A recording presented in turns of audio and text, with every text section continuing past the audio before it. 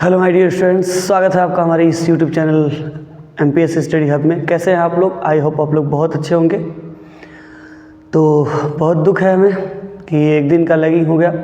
इसके पीछे का रीज़न यही है कि मैंने इस लेक्चर को पूरा रिकॉर्ड किया था, बट पता नहीं मैंने ध्यान नहीं दिया। उसके वॉइस में कोई प्रॉब्लम थी, मतलब वॉइस अच्छे से नहीं आ रहा था। हालांकि मैंने अपलोड भी कर दिया होगा, कुछ लोगों ने देखा भी होगा इसको, तो वहाँ पर बेसिकली वॉइस नहीं आ रही थी, इसलिए मुझे इस लेक्चर को दोबारा रिकॉर्ड करना पड़ रहा है। ठीक है, तो ऐसा नहीं है कि ये इस रिवीजन का सिलसिला बंद हो रहा है। ठीक है, आप बेफिक्र रहिए। हमने एक वादा किया आपसे कि 14 दिसंबर तक कंप्लीट करना है, मीन्स कंप्लीट करना है। तो अभी बेसिकली ये टारगेट है कि भाई हाँ, संडे जो है, संडे को हम लोग क्या करेंगे, 2 लेक्चर देख लेंगे, एक मॉर्निंग में करके ऐसे, और एक क्या करेंगे इवनिंग में देख लेंगे। ठीक है, तो बेसिकली ये कोशिश रहेगी कि उस दिन जो लैगिंग वाला पोर्शन है वो क्या हो जाए, आपका कवर हो जाए। ठीक है, फिलहाल आज हम लोग डे 5 के दिन डे 4 फिर से देखने वाले हैं। कोई नहीं, चलिए जो भी है बस लगे रहिए, ऐसा नहीं होगा कि कवर नहीं होगा, हो जाएगा सर। ठीक है, हाँ एक बात और आप लोगों की भी शेयर करनी थी, हालांकि उसमें बोला था मैंने, लेकिन फिर इधर बोलना पड़ेगा। क्या है कि हमने टेलीग्राम लिंक मतलब ग्रुप बना दिया है। वहाँ पर आप क्या करिए, इसका जो लिंक है वो डिस्क्रिप्शन में मिल जाएगा, आप लिंक को ओपन करिए, ग्रुप ज्वाइन करिए। ठीक है, मुझे कुछ भी इंपॉर्टेंट चीज़ें लगती है तो मैं क्या करूँगा, उस चीज़ को आपके बीच शेयर करूँगा। ठीक है, समझ में आई बात क्या? चलिए भाई, तो डे 4 करंट इलेक्ट्रिसिटी। ठीक है, यहाँ पर बात चल रही है फिजिक्स की ही। तो अब इसमें हम लोग क्या करेंगे, आगे जो पढ़ना है भाई वहाँ से स्टार्ट करते हैं। ठीक है, हाँ किसी बच्चे का ये भी कमेंट आया था भाई कि सर ऐसा करिए कि आप डिफिनीसन भी बताइए। तो देखो, डिफिनीसन बताने लिखवाने में भी भाई ऐसा नहीं है कि नहीं हो सकता, बट हो सकता है। बट आप थोड़ा सा फील करो कि डिफिनीसन जस्ट मैं उसके बारे में बोल दे रहा हूँ, आप उस चीज़ को समझ जा रहे हो। तो आपके पास कोई भी साइड बुक है, ठीक है, रेफरेंस कोई भी बुक है आपके पास, तो उस बुक में आप पार्टिकुलर जिस भी टॉपिक का या जिसका भी तो आपको क्या चाहिए, डिफिनीशन चाहिए, उसको आप क्या करिए, लिख लीजिए, नो इशू। ठीक है, बाकी रही बात डेरिवेशन पोर्शन कहाँ से स्टार्ट हो रहा है, कैसे हो रहा है, उसको मैं करा रहा हूँ। देखिए, बात यह है कि यदि मैं क्या करूँगा, पूरा डेरिवेशन बेसिस हर एक चीज़ को डिफिनीशन ऐसे करके चलूँगा तो मुझे बहुत लंबी वीडियो बनानी पड़ेगी, और जिसके लिए मेरे पास इतना प्रॉपर टाइम नहीं है। मैं ये कह सकता हूँ, फिर भी मैं आपके लिए क्या कर रहा हूँ, टाइम इधर निकाल रहा हूँ। आप उस चीज़ को केयर करिए, देखिए, समझिए। ठीक है, रिस्पांस अच्छा होगा। हाँ, डिफिनीशन चाहिए तो भाई मैंने कहा ना, ग्रुप बना हुआ है, आप उधर मिलिए। उधर मैं क्या करता हूँ, आपको नोट्स ऐसे दे देता हूँ जहाँ पर नॉर्मली आपको क्या मिल जाएगा, डिफिनीशंस मिल जाएंगे। ठीक है, चलिए अब बात करते हैं यहाँ पर डे 4 में। तो देखिए, हमें स्टार्ट करना था भाई क्या, ईएमएफ। क्या स्टार्ट करना है भाई, ईएमएफ। ईएमएफ इसे बोलते हैं इलेक्ट्रोमोटिव फोर्स। क्या बोलते हैं, इलेक्ट्रोमोटिव फोर्स। तो इलेक्ट्रोमोटिव फोर्स क्या होता है सर? तो देखिए, जनरली यदि हम बात करें, जैसे आपको पता है कि किसी पाइप द्वारा पानी जो हम क्या करते हैं, अपने टेरिस तक पहुंचाते हैं, बेसिकली कर सकते हो। तो उसको ऊपर पहुंचाने के लिए हमें क्या होती है, एक सबमर्सिबल लाइक उसकी रिक्वायरमेंट होती है, जिसकी वजह से हम क्या करते हैं, पानी को ऊपर पहुंचा लेते हैं। तो नॉर्मली यहाँ पर भी देखा जाए तो जो करंट में या किसी सर्किट में करंट फ्लो करता है, तो वहाँ पर उसको क्या करने चाहिए, प्रेस करने के लिए एक तरह से कर सकते हो, ठेलने के लिए, उसे उस सर्किट में भगाने के लिए, भेजने के लिए एक एक्स्ट्रा फोर्स की रिक्वायरमेंट होती है। ठीक है, जो प्रोड्यूस करता है, हालांकि हमने देखा पीछे, इलेक्ट्रोमोटिव फोर्स लाइक आप कह सकते हो पोटेंशियल डिफरेंस क्रिएट करने वाली एक ऐसी इंस्ट्रूमेंट है जिसकी वजह से चार्ज क्या करेगा भाई, वो आगे फ्लो करेगा। ठीक है, तो ये चीज़ हो जाएगी। अब नॉर्मल देखो, इसको समझना है तो पहले थोड़ा सा समझना होगा मुझे क्या, सेल एक ऐसा एपरेटस है, ठीक है, आप कह सकते हो ऐसी डिवाइस है जो क्या करती है बेसिकली भाई, ये डेवलप करती है, जनरेट करती है इलेक्ट्रोमोटिव फोर्स। क्या करेगी ये, जनरेट करती है किसको भाई, इलेक्ट्रोमोटिव फोर्स। और इलेक्ट्रोमोटिव फोर्स की वजह से क्या होता है, चार्ज को एक प्रेशर लाइक कह सकते हो एक फोर्स मिलता है, जिसकी वजह से वो सर्किट में क्या करने लगता है, मूव करना स्टार्ट करता है। तो यहाँ पर इलेक्ट्रोमोटिव फोर्स को यदि बताना है तो एक्चुअली में क्या होगा, तो मान लीजिए आपके पास एक सेल है, अपने पास एक क्या है, सेल। अब सेल एक्सटर्नल रेजिस्टेंस जैसे कोई है, आपके पास सर्किट है तो उसका कोई ना कोई तो भाई रेजिस्टेंस होगा। ठीक है, तो इसमें हम जानते हैं कि इसकी वजह से मान लीजिए आपके पास देखा जाए करंट फ्लो करेगा, इतना तो हम जानते हैं। हाँ, बस उसके अंदर की बात समझनी है। तो चार्ज देखो, यदि पॉजिटिव टर्मिनल से होकर निगेटिव टर्मिनल पे जा रहा है, ठीक है, तो ये तो बात हो गई आउटर सर्किट की।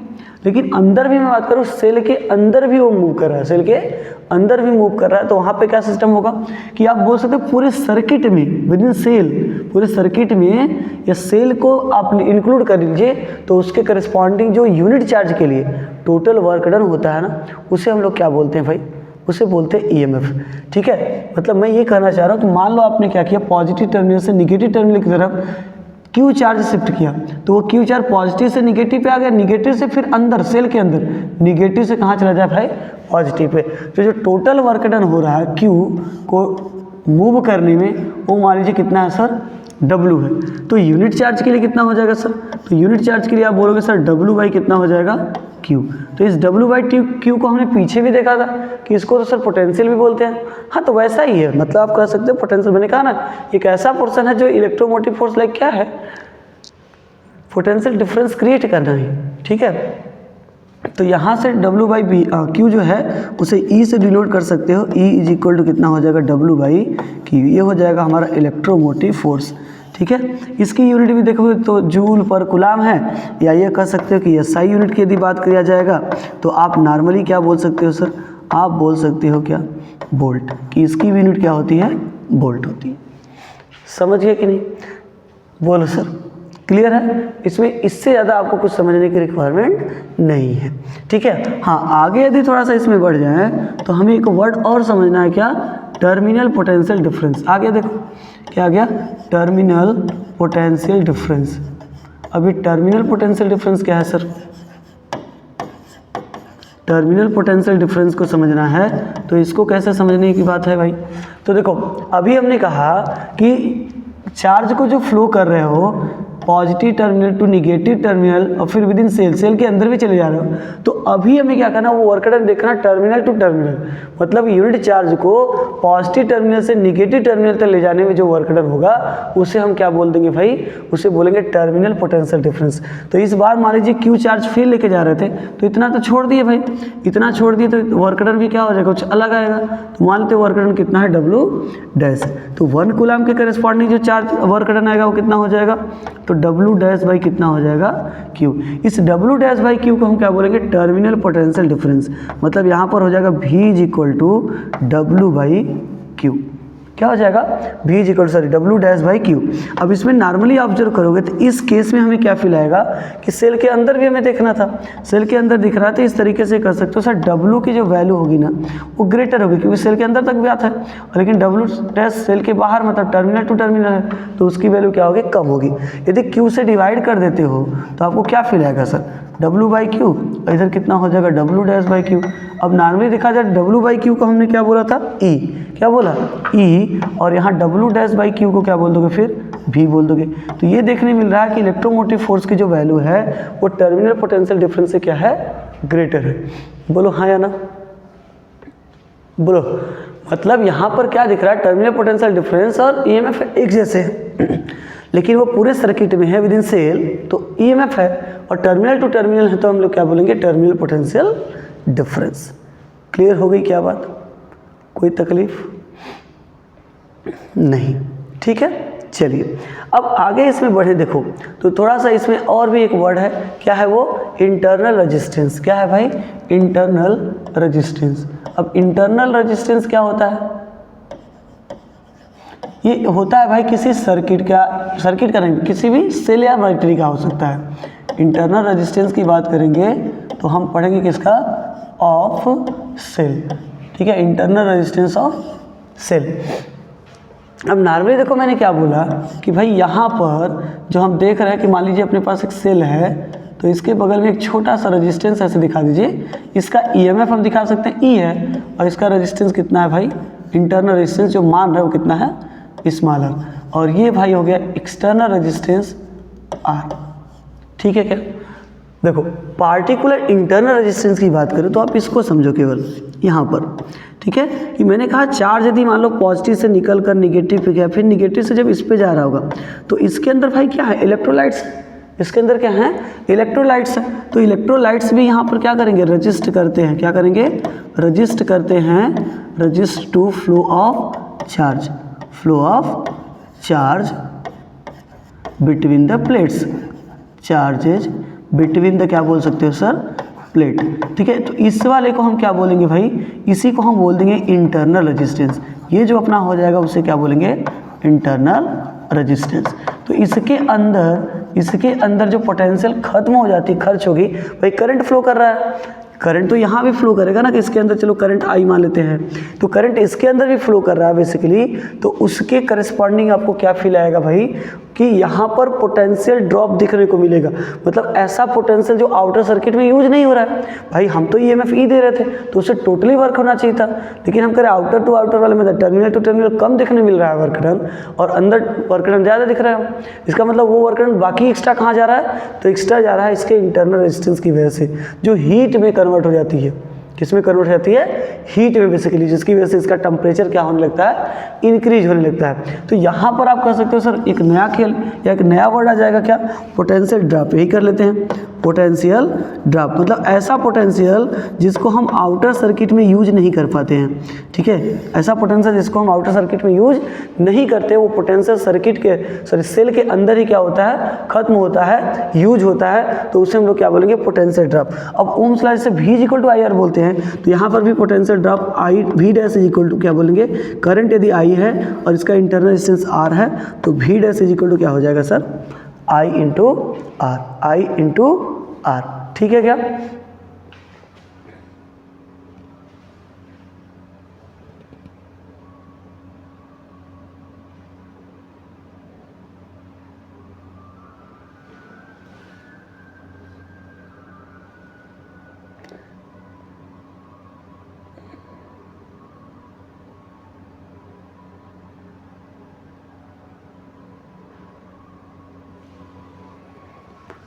चलिए अच्छा आगे देखते हैं। देखिए यहाँ पर जस्ट आगे बढ़ेंगे, इधर पोटेंशियल ड्रॉप तो हो गया अपना। अब हम लोग देखेंगे क्या, जस्ट रिलेशन जो एक्चुअल में इंटरनल रेजिस्टेंस ई और जो भी मतलब भी पोटेंशियल डिफरेंस जो होगा उसके बीच, ये सब हम लोग देख लेते हैं, ठीक है। तो यहाँ पर नॉर्मली इसको कैसे समझेंगे भाई, तो देखो मान ले करंट कितना इसमें फ्लो कर रहा है, आई, करंट कितना फ्लो कर रहा है सर, आई फ्लो कर रहा है। तो टोटल ईएमएफ जो है भाई वो कितना है, तो ईएमएफ आप बोलोगे सर ई है, ईएमएफ कितना है, ई है। यहाँ पर टोटल रेजिस्टेंस की हम आपसे बात करें कितना हो जाएगा सर, तो अभी आप रेजिस्टेंस ये देख पा रहे हो कि इंटरनल रेजिस्टेंस कितना है, इंटरनल रेजिस्टेंस आर है कि स्मॉल आर और एक्सटर्नल कैपिटल आर। तो टोटल रेजिस्टेंस क्या होगा, सीरीज कॉम्बिनेशन में है इसलिए आर प्लस कितना हो जाएगा आर। तो करंट इन द सर्किट कितना होगा sir, so current in the circuit, current in the circuit में जो करंट मिलेगा वो कितना होगा सर, सर्किट में जो करंट मिलेगा उसकी वैल्यू, तो आप बोल सकते हैं sir I is equal to E M F divide by क्या हो जाएगा, टोटल रेजिस्टेंस, टोटल रेजिस्टेंस। तो यहाँ पर यदि हम वैल्यू को सब्स्टिट्यूट कर ले थोड़ा सा, तो normally I is equal to जो ई एम एफ है वो कितना हो जाएगा सर ई, और टोटल रेजिस्टेंस कितना है, capital R plus small R, ठीक है। तो क्रॉस मल्टीप्लाई कर दो sir, E is equal to I into क्या हो जाएगा, आर प्लस आर। अब मल्टीप्लाई करो, ई इज इक्वल टू इधर कितना हो जाएगा, आई आर और प्लस कितना हो जाएगा, small I into capital are, ठीक है। ये हो गया। बट आप बोल सकते हो देखो आई आर को हम बोल सकते हैं क्या sir, potential, terminal potential difference, V is equal to I R. ये हमारा क्या हो जाएगा, terminal potential difference, terminal potential difference, ठीक है। मतलब देखो small I R into R को पोटेंशियल ड्रॉप भी बोल सकते हो, बट उसको अभी उस फॉर्मेट में लेते हैं क्योंकि मैक्सिमम उसी फॉर्मेट में दिखाई देता है वो। तो E इज इक्वल टू हम लिखना चाहेंगे तो कितना हो जाएगा, V plus I into R. कितना हो जाएगा sir, V plus I into R. और ये एक ऐसा कंडीशन है जहाँ पे जो सेल होता है भाई ना, वो डिस्चार्जिंग कंडीशन को शो करता है। डिस्चार्जिंग मतलब उसमें से करंट बाहर फ्लो करता है, उसमें से करंट क्या होता है, बाहर फ्लो करता है। मतलब इसका सर्किट कुछ इस तरीके से समझना चाहोगे तो समझ सकते हो कि करंट इसमें से बाहर की तरफ ऐसे निकल रहा है, इसका ईएमएफ हो गया और ये इंटरनल रेजिस्टेंस हो गया, ठीक है। तो ये डिस्चार्जिंग का कंडीशन है। मतलब सेल के यदि पॉजिटिव टर्मिनल से करंट निकल कर नेगेटिव टर्मिनल में इंटर करेगा तो उसे आप क्या नाम दे दोगे, डिस्चार्जिंग कंडीशन। तो सर चार्जिंग कंडीशन क्या होगा, तो यहाँ पर यदि चार्जिंग कंडीशन को भी समझे कि यदि बैटरी क्या हो रही है, सेल जो है वो क्या हो रही है, चार्ज हो रही है, तो चार्जिंग कंडीशन में क्या होगा, इसका जो फिगर है थोड़ा सा उल्टा दिखने लगेगा। मतलब अभी जो करंट है वो पॉजिटिव टर्मिनल में इंटर करने लगेगा और आपको निगेटिव टर्मिनल से निकलता हुआ दिखाई देगा। तो इस केस में क्या होता है भाई, इस केस में क्या होता है, इस केस में क्या होगा बेसिकली कि यहाँ पर देखोगे तो ये बोला जाएगा कि जो E की वैल्यू है, E की वैल्यू जो है सर वो किसके इक्वल हो जाएगी, V माइनस करके IR हो जाएगा। V is equal to E is equal to कितना हो जाएगा, V माइनस IR। मतलब यहाँ पर यदि बोला जाएगा तो यहाँ पर आप बोलोगे सर EMF जो है वो ग्रेटर है किससे, टर्मिनल पोटेंशियल डिफरेंस से। लेकिन यदि ऐसा हुआ कि EMF लेस दिखने लगा टर्मिनल पोटेंशियल डिफरेंस से, इसका मतलब आउटर सर्किट का पोटेंशियल ज़्यादा है, बाहर अंदर का पोटेंशियल क्या है, कम है, तो वो जो सेल है या बैटरी है वो क्या होने लगेगी, चार्ज होना स्टार्ट हो जाएगी। ठीक है, तो इसलिए उसे चार्जिंग कंडीशन बोलेंगे और इसे क्या बोल देंगे सर, डिसचार्जिंग कंडीशन। ठीक है, समझ आ गई क्या बात, बोलो सर। ठीक है,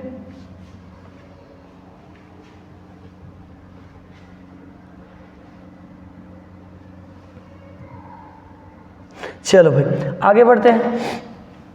जब आगे देखेंगे तो क्या मिलेगा सर, आगे यदि हम बढ़ें तो नॉर्मली ये समझ सकते हो कि चलो रिलेशन बिटवीन देख लेते हैं। रिलेशन बिटवीन ई भी तो हो गया भाई, या इंटरनल रेजिस्टेंस का दूसरा फॉर्मेट देख लेते हैं। जो इंटरनल रेजिस्टेंस देख रहे थे, इंटरनल रेजिस्टेंस,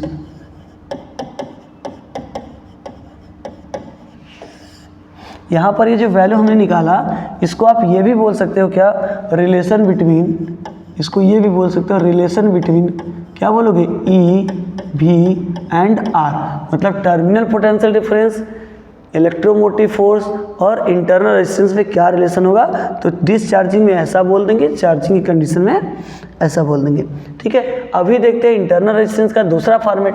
तो आप बोल सकते हो कि सिंस, एक्चुअल में ज़्यादातर आपको कौन सा लेना है, discharging. Since we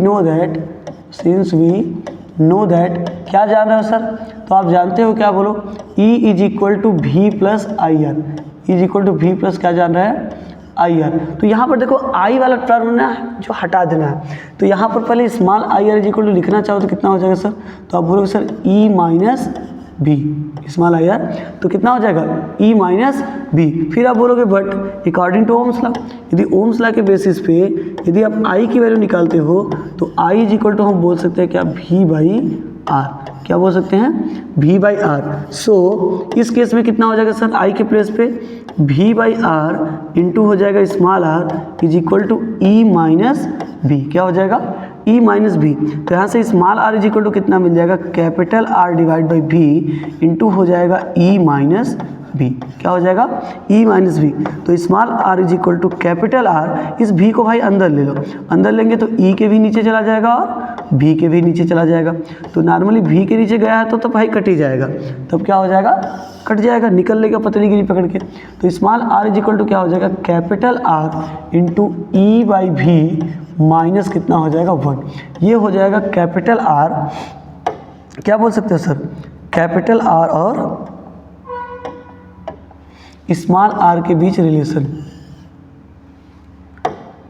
capital R और स्मॉल r के बीच क्या हो गया, रिलेशन हो गया। ठीक है, तो इसको यहाँ से भी भाई इसको भी याद रखना है कि हाँ मुझे किस तरीके में कहाँ पर हमें इस चीज़ को अप्लाई करना है। ठीक है, कैसा रिलेशन है, तो फॉर्मेट देखो आप इसका लिखते जाओ भाई, फार्मूला क्या है कैसे करके, वो रिलेशन से याद रखो। ये इंटरनल रेजिस्टेंस, क्योंकि पार्टिकुलर वहाँ पर क्या है भाई, वहाँ पर हम E के टर्म में निकाले हुए, E is equal to V plus I R. लेकिन मैं यहाँ पे जो इंटरनल रेजिस्टेंस बोल रहा हूँ उसको मैंने एक फार्मूला बनाया स्मॉल r के टर्म में, तो R is equal to V, मतलब small r is equal to capital R into E by V minus 1। तो ये भी E भी R में रिलेशन बोला जा सकता है, बट यहाँ पे करंट का टर्म नहीं है, यहाँ एक्सटर्नल रेजिस्टेंस का टर्म है।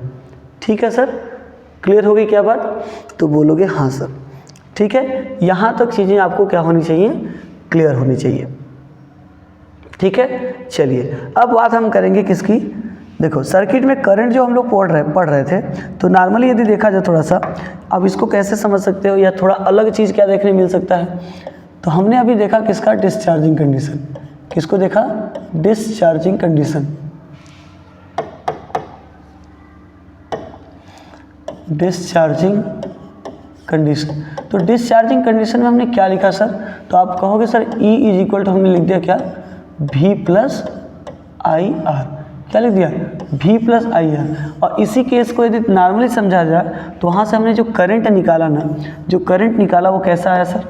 जो करंट निकाल दिया वो I इज इक्वल टू कितना आ गया? तो कहोगे कैपिटल E बाई करके क्या आता है? स्टार्टिंग में मैं बात कर रहा हूँ भाई, small r plus capital R, यही आया था क्या? स्टार्ट जो हमने किया था वो कैसे किया था? ऐसे ही तो किया था कि टोटल यदि EMF E है और इसका इंटरनल रेजिस्टेंस कितना है? Small r। आउटर सर्किट में जो हमें क्या दिख रहा है? रेजिस्टेंस दिख रहा है वो कैपिटल R। इसमें जो करंट फ्लो कर रहा है वो I है, ठीक है। तो इस I की वैल्यू कितनी आ गई थी सर? E बाई कितना है? Small r plus capital R। अब इसमें देखो दो चीज़ मैं समझाना चाह रहा हूँ आपको कि मान लो यदि आपके पास ऐसा है, आपको ये फील है कि सर इफ़ स्मॉल r क्या है? ग्रेटर देन r है, मतलब एक्सटर्नल रेजिस्टेंस आप समझना चाह रहे हो कि भाई क्या है? बहुत कम है। सो हम ये कहना चाह रहे हैं कि भाई r square r can be neglected. तो इसका मतलब इसे हम लोग क्या कर सकते हैं? जीरो ले सकते हैं। कैन बी नेगेटिव मतलब कैन बी जीरो ले सकते हैं। सो या देयरफॉर अब क्या हो जाएगा भाई? जब ऐसा कंडीशन है तो ऐसे कंडीशन में आप क्या बोलोगे सर? जो I की वैल्यू आएगी ना, जो I की वैल्यू आएगी वो कितनी आ जाएगी? E बाई यहाँ पर रख के देखो small r plus capital R। तो स्मॉल r प्लस क्या हो जाएगा? कैपिटल R का प्लेस तो जीरो। तो I इज इक्वल टू कितना आ जाएगा? E by small r। E by कितना आ गया सर? Small r। नॉर्मली ये मैं कंडीशन आप याद रखेंगे कि जो स्मॉल r की वैल्यू है वो ग्रेटर देन क्या है? कैपिटल R था, इसकी वजह से ऐसा है। लेकिन यदि सेकेंड वन आप केस बनाते हो कि चलो हाँ इसी का उल्टा बोल दे, तब क्या होगा सर? तो small r less than r बोलोगे तो इस केस में आप बोलोगे r can be neglected. Small r तो कैन बी जीरो आप यूज करो, नेग्लेक्टेड का मतलब। तो इस केस में आप बोलोगे देयरफॉर अब जो करंट होगा सर वो कितना हो जाएगा? तो आप बोलोगे I is equal to E by small r plus capital R था, तो स्मॉल r को जीरो करना है तो कितना हो जाएगा? Capital R। ठीक है, ये वैल्यू इधर याद रखनी है। तो नॉर्मली ये कब है सर? जब स्मॉल r की वैल्यू लेस देन है क्या? Capital R। तो इसमें मैं समझाना क्या चाह रहा था? इसमें आपको समझाना ये चाह रहा था कि बेसिकली यदि आप देखना चाहोगे ये जो कंडीशन बना हमारा, ये जो कंडीशन बना, इसमें ये देखने मिल रहा है कि भाई इंटरनल रेजिस्टेंस जो है, internal resistance much greater than क्या है सर? बोलो एक्सटर्नल रेजिस्टेंस। मतलब एक्सटर्नल रेजिस्टेंस बहुत ज़्यादा है, इसलिए हम ये कर सकते हैं उसको क्या कर दें? नेगलेक्ट कर दें। ठीक है, तो यहाँ पर यदि एक सेल है तो उसके थ्रू करंट कितना जाएगा? देखो टोटल करंट है, वैल्यू रहेगी तो ऐसे करेंगे। लेकिन मान लेते हैं ऐसा केस बन रहा है तो वहाँ पर E बाई कितना हो जाएगा? R हो जाएगा। समझ में आई बात क्या? वही सेम लॉजिक आप यहाँ बोल सकते हो कि इस केस में अब वही चीज़ फिर लिखने का कोई मतलब नहीं। यहाँ पर इंटरनल रेजिस्टेंस क्या है? यहाँ मच ग्रेटर बोलेंगे, यहाँ क्या करेंगे? वेरी लो बोल देंगे या वेरी लेस बोल सकते हैं, बहुत ही कम होगा। तो वहाँ पर आप देखेंगे कि I is equal to E by क्या आ जाएगा? R आएगा। समझ गए क्या? बोलो सर।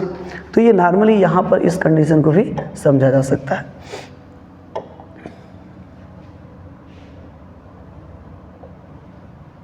ठीक है, चलिए आगे की तरफ बढ़ते हैं।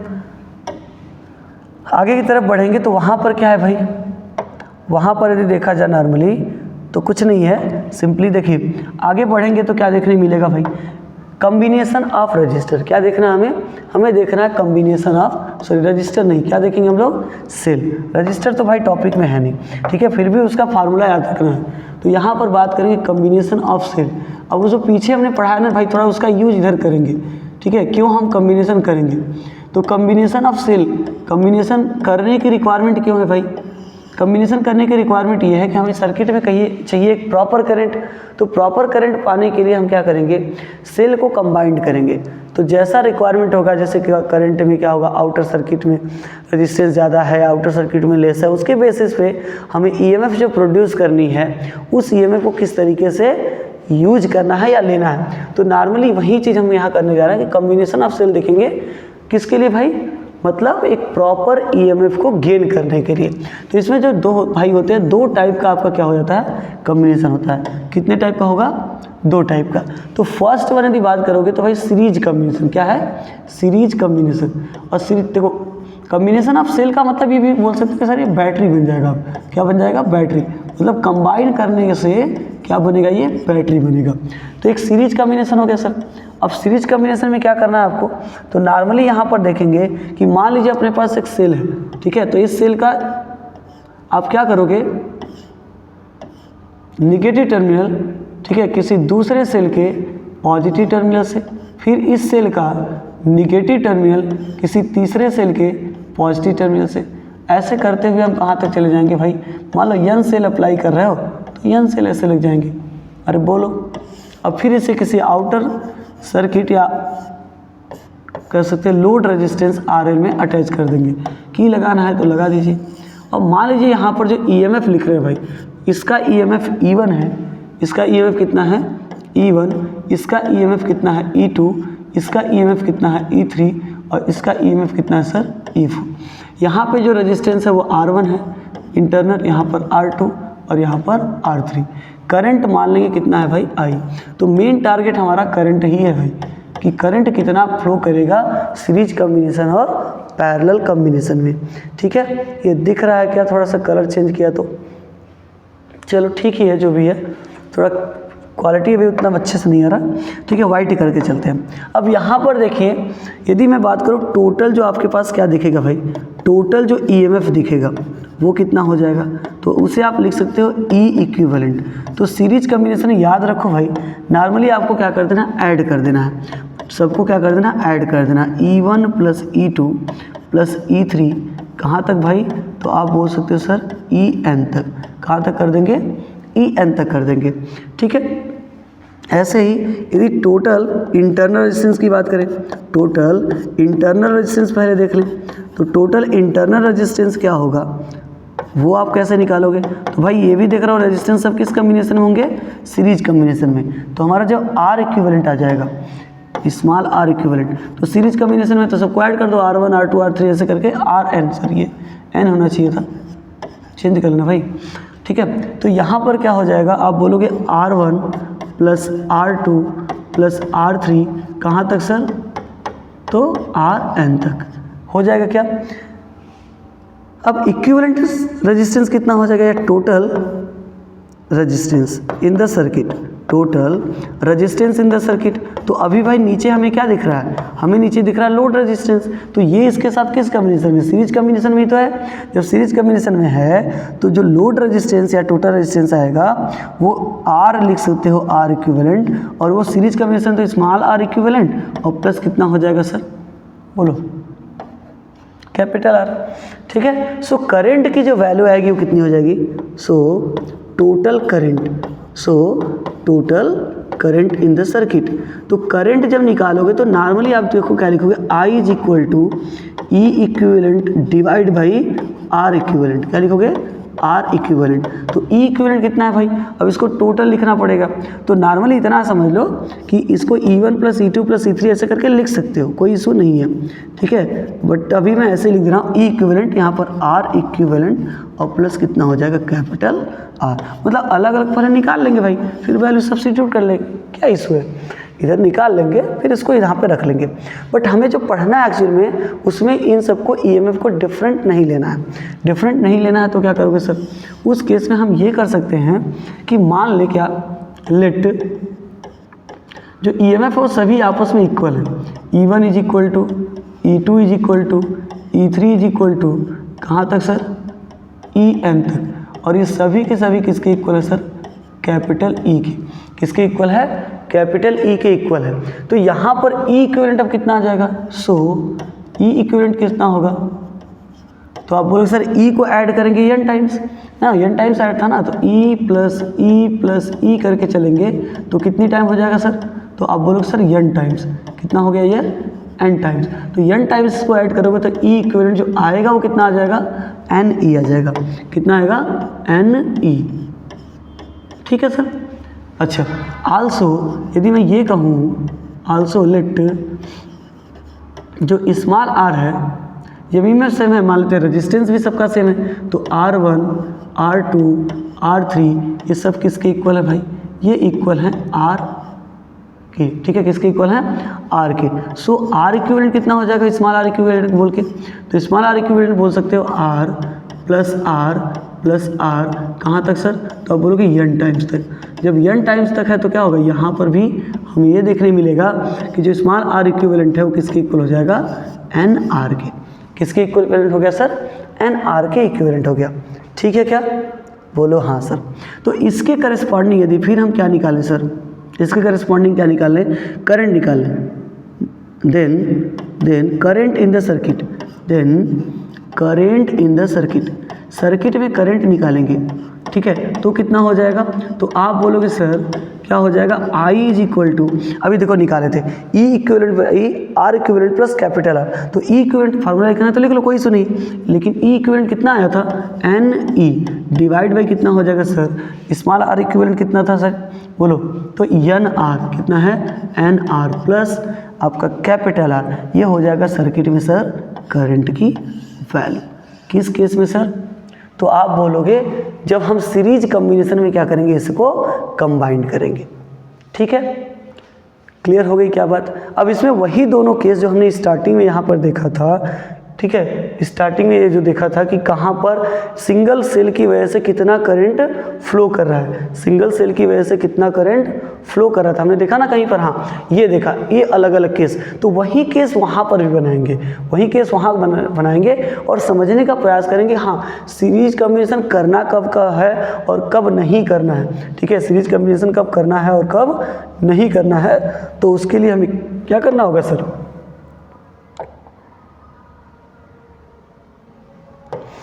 उसके लिए हमें क्या करना है, उसको देखना होगा, समझना होगा क्या लॉजिक है भाई वहाँ पर।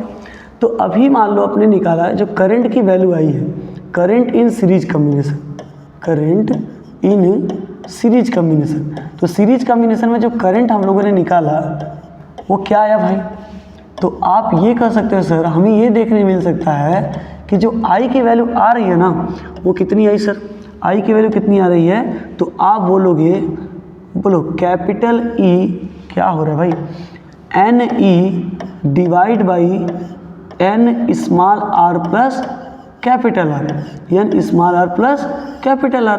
तो यहाँ पर यदि मैं कहूँ, चलो उस केस को बनाता हूँ जो केस स्टार्टिंग में बनाए थे, if R greater than R, ठीक है, सो आप बोल सकते हो R take can be take, ऐसे बोल सकते हो, कैन बी टेक जीरो, इसको क्या ले सकते हो, जीरो ले सकते हो।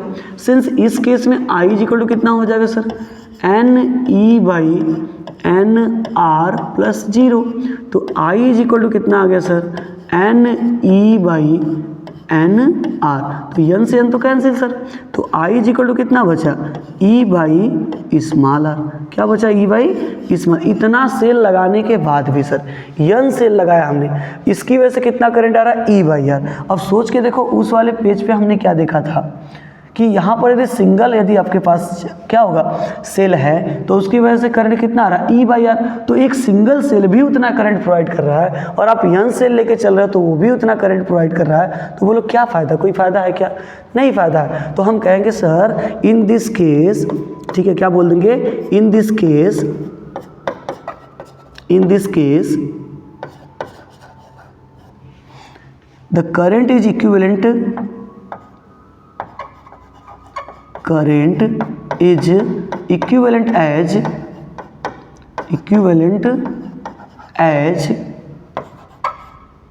a current due to a single cell, तो मतलब यहाँ पर मुझे दिख रहा है कि सिंगल सेल यूज करें तब भी वही मतलब, N सेल यूज करें तब भी वही मतलब, तो आप बोल सकते हो hence in this case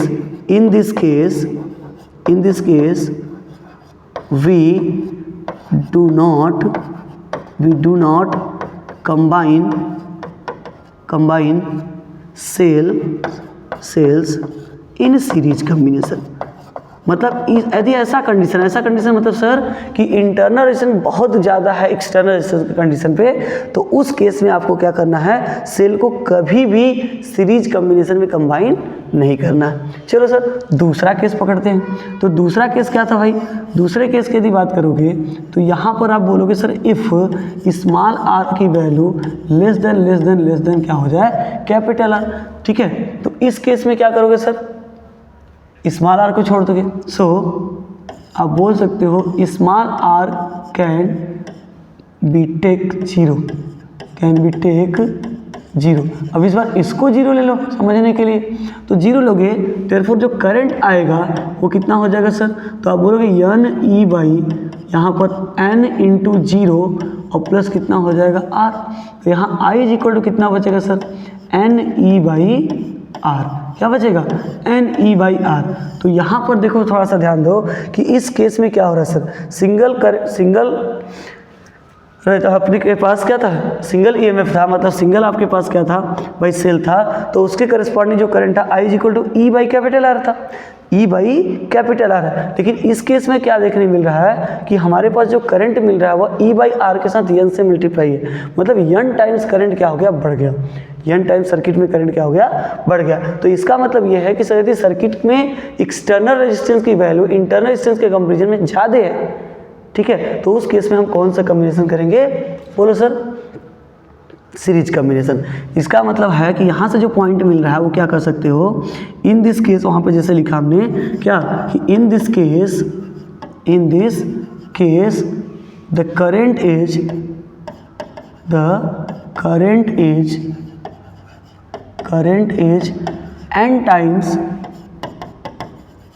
n times to the current due to a single cell,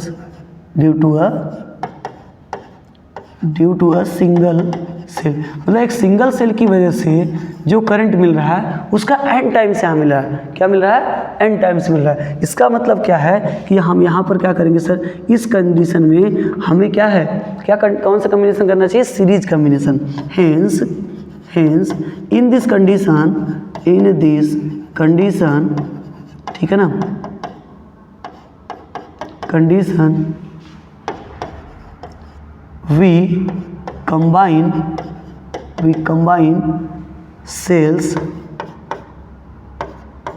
in series।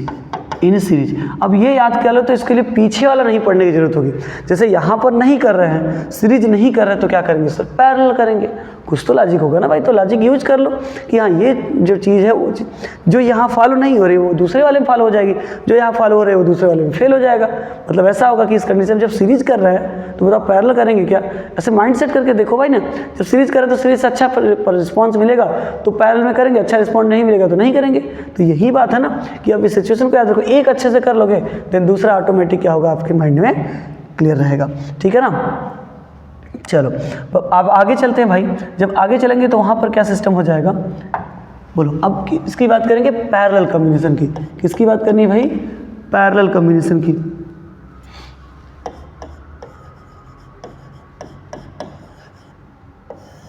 जब पैरेलल कॉम्बिनेशन लेके चलेंगे तो यहाँ पर नॉर्मली क्या होता है सर, यहाँ पर ये होता है कि अपने पास जो क्या होगा, सेल होंगे, सभी सेल के पॉजिटिव टर्मिनल को एक साथ कंबाइन कर दो, सभी सेल के पॉजिटिव टर्मिनल को एक साथ कंबाइन कर देंगे और सभी सेल के निगेटिव टर्मिनल को क्या करेंगे, एक साथ कंबाइन कर देंगे।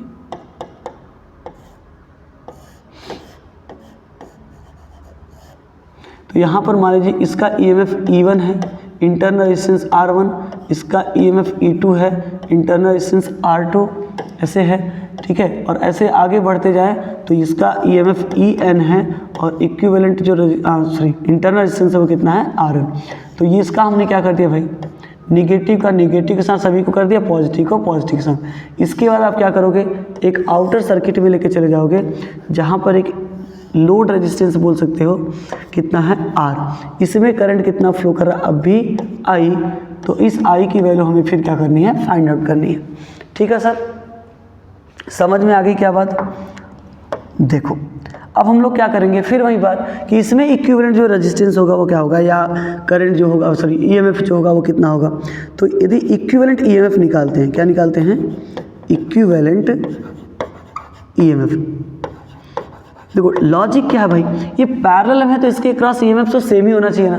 तो यहाँ डिफरेंस दिख रहा है E1 E2 E3 E4 ऐसे, तो वो एक दूसरे को क्या करेंगे, मैनेज कर लेते हैं, वो एक दूसरे को क्या कर लेते हैं, मैनेज कर लेते हैं। तो इसको निकालने के लिए मुझे पहले क्या करना है, समझना है नॉर्मली कि यदि मैं कहूँ कि यहाँ पर जो ई इक्विवेलेंट होगा वो किसके इक्वल होता है सर, तो आप बोलोगे सर E1/R1, इसके इक्वल E1/R1 प्लस E2/R2, ऐसे करते हुए कहाँ तक चले जाएंगे सर, n तक, EN/RN। होल डिवाइडेड कितना हो जाएगा सर, होल डिवाइडेड कितना हो जाएगा, तो आप बोलोगे यहाँ पर just 1/R1 plus 1/R2 plus 1/R3, ऐसे ये भी कहाँ तक चला जाएगा, n तक, 1/R। ये हो जाएगा हमारा टोटल क्या, EM। यदि आपको निकालना पड़ेगा तो इस फार्मूले से हम क्या कर सकते हैं, इक्विवेलेंट ईएमएफ को फाइंड कर सकते हैं। समझ आई क्या बात, कोई इशू है नहीं है। अच्छा रेजिस्टेंस ये सब देखो, टोटल रेजिस्टेंस, तो पहले इक्विवेलेंट रेजिस्टेंस निकालते हैं किसका, इंटरनल रेजिस्टेंस का, इक्विवेलेंट इंटरनल रेजिस्टेंस। तो इक्विवेलेंट इंटरनल रेजिस्टेंस निकालेंगे तो कितना हो जाएगा सर, इंटरनल रेजिस्टेंस। तो इस केस में क्या देखने मिलेगा भाई, तो आप बोलोगे सर 1/R इक्विवेलेंट लिख के हम लिख सकते हैं क्योंकि पैरेलल में है, तो 1/R1 प्लस 1/R2, ऐसे करके कहाँ तक सर, 1/Rn तक, कहाँ तक कर लेंगे, 1/Rn। बोलो क्लियर है क्या बात, तो बोलोगे हाँ सर। अब यहाँ पर टोटल जो क्या होगा रेजिस्टेंस होगा वो कितना होगा, टोटल रेजिस्टेंस। तो भाई स्टार्टिंग का वाला फार्मूला तो नहीं चेंज होगा, लेकिन वैल्यू उसके करस्पॉन्डिंग चेंज कर देखेंगे तो अलग अलग जगह अलग अलग आएगा।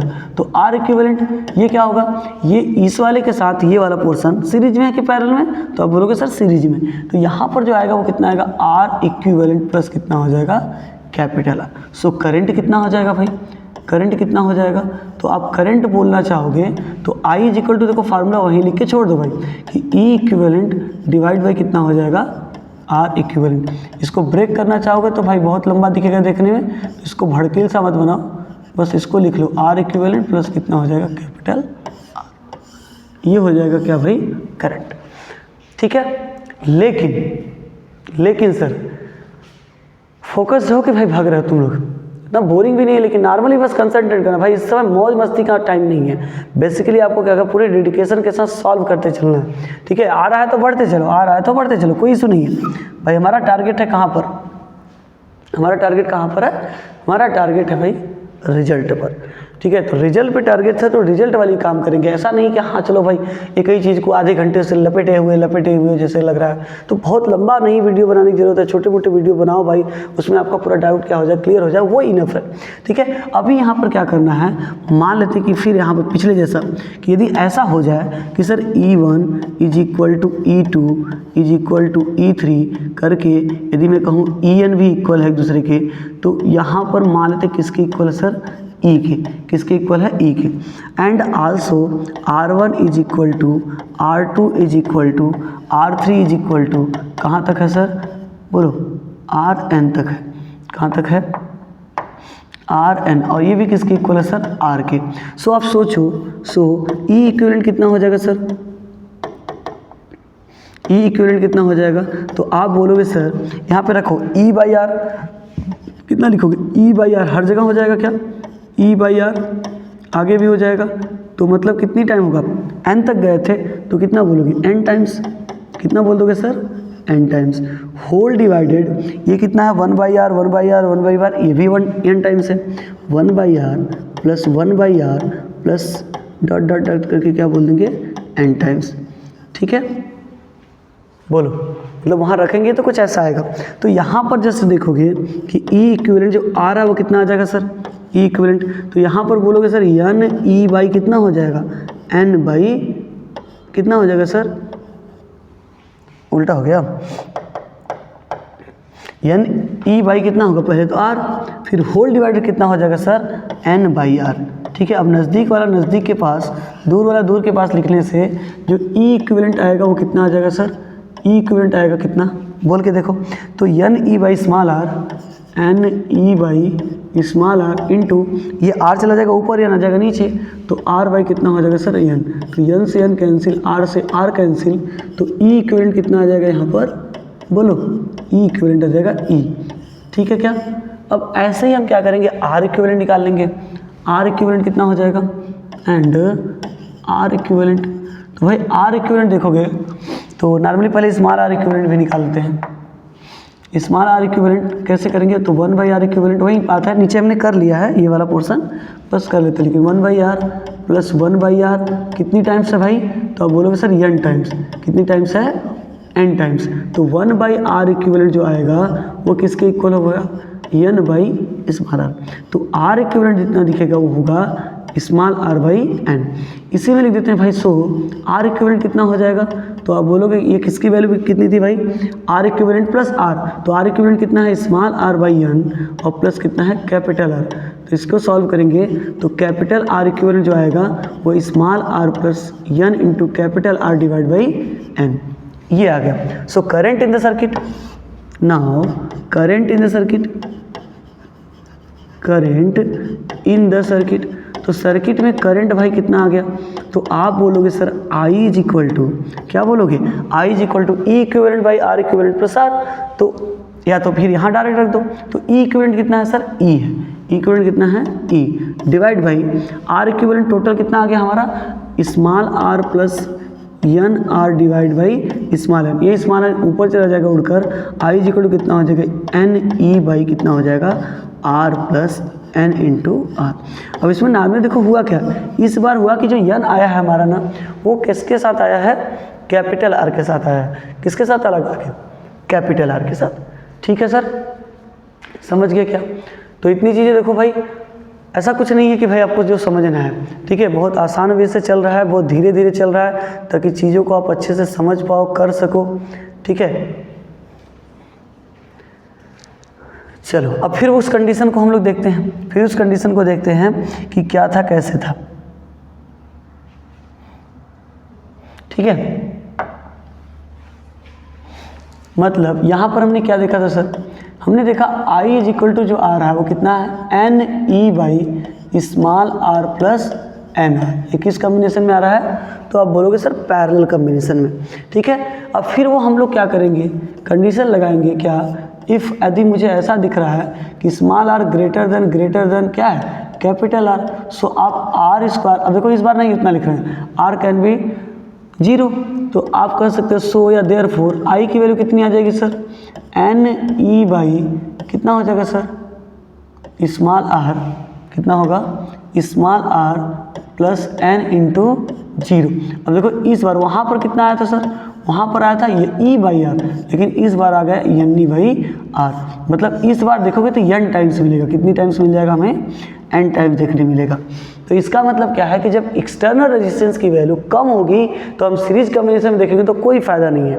एक्सटर्नल रेजिस्टेंस की वैल्यू कम होगी तो सीरीज कॉम्बिनेशन कोई फायदा नहीं था, क्योंकि वो सिंगल सेल के इक्वली करंट दे रहा था। लेकिन यदि एक्सटर्नल रेजिस्टेंस की वैल्यू यदि आपको कम दिख रही तो आप उस केस में क्या बनाओ, पैरेलल कॉम्बिनेशन। ठीक है, तो यहाँ पर जो करंट है, ठीक है ना, करंट ड्यू टू कॉम्बिनेशन वो कितना है भाई, वो है एन इंटू क्या है, current due to single cell, current due to single cell. जब सिंगल सेल से है भाई तो इस बार हमारा टारगेट क्या होना चाहिए कि हम इसमें क्या करेंगे, बोलो सीरीज कॉम्बिनेशन करेंगे, सॉरी पैरेलल कॉम्बिनेशन करेंगे। तो ये चीज़ आप लिख सकते हो, कोई इशू नहीं, एक में मैंने लिख के बता दिया आपको।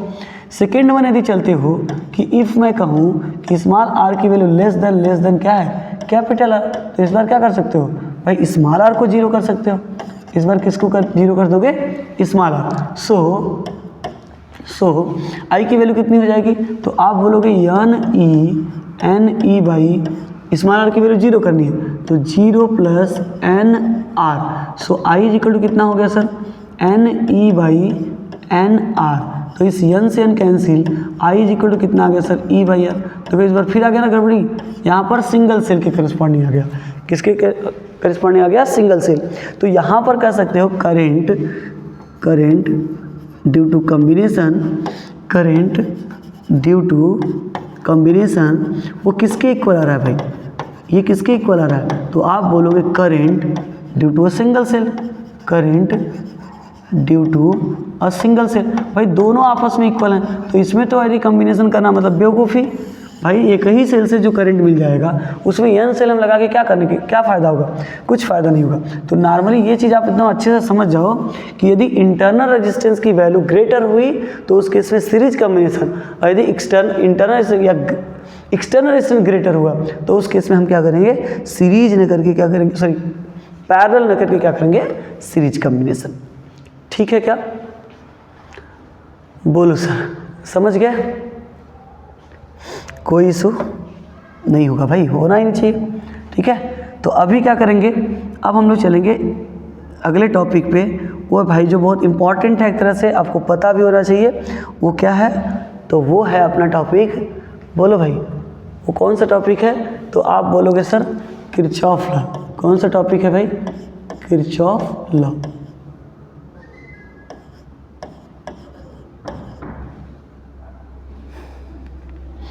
किरचॉफ लॉ,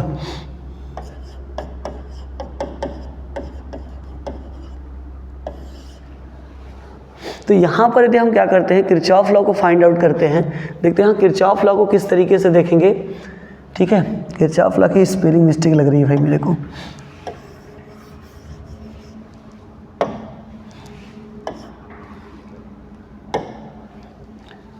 तो किरचॉफ लॉ क्या हो जाएगा सर,